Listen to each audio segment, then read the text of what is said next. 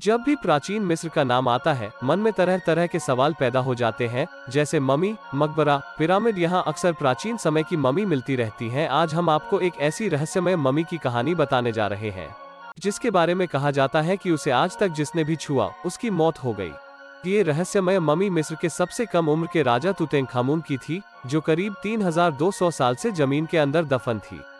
इसे 97 साल पहले यानी साल 1922 में खोजा गया था। ब्रिटिश पुरातत्ववेत्ता हॉवर्ड कॉटर ने इस रहस्यमय मम्मी की खोज की थी। कहते हैं कि तुतनखामुन की कब्र के नीचे बेशकीमती खजाना गड़ा हुआ था। जब उनकी कब्र खोजी गई, तो पुरातत्ववेत्ताओं को उनकी मम्मी के नीचे सीढ़ियां मिली, जिससे एक कमरे तक पहुंचने का रास्ता था। वो कमरा सोने चांदी से भरा हुआ था।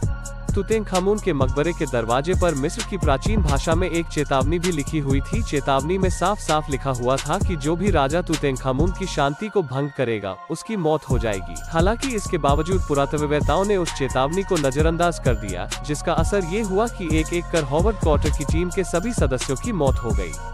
इन सभी लोगों ने मिलकर कब्र से तुतनखामुन की मम्मी हटाकर खजाना निकाला था। मौत का ये सिलसिला यही नहीं थमा, बल्कि हॉवर्ड कॉटर को जिस शख्स ने तुतनखामुन की कब्र और खजाना खोजने की जिम्मेदारी दी थी, उसकी भी कुछ ही महीनों में रहस्यमय तरीके से मौत हो गई।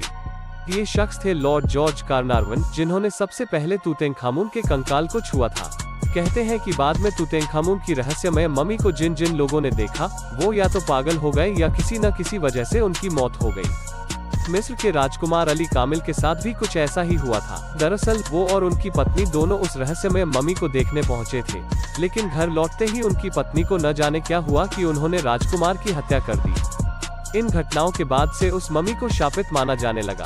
हालांकि बाद में हॉवर्ड कॉटर की मांग पर सरकार ने उस रहस्यमय मम्मी को फिर से उसी जगह पर दफना दिया, लेकिन कुछ सालों के बाद लॉर्ड जॉर्ज कार्नारवन की बेटी लेडी एवलिन के आदेश पर फिर से उस मम्मी को कब्र से बाहर निकाला गया और उसे मिस्र से लंदन लाया गया, जहां उसे म्यूजियम में रखा गया। कहते हैं कि लेडी एवलिन उस मम्मी से इतनी प्रभावित थी कि वो रोज म्यूजियम में उसे देखने जाती थी।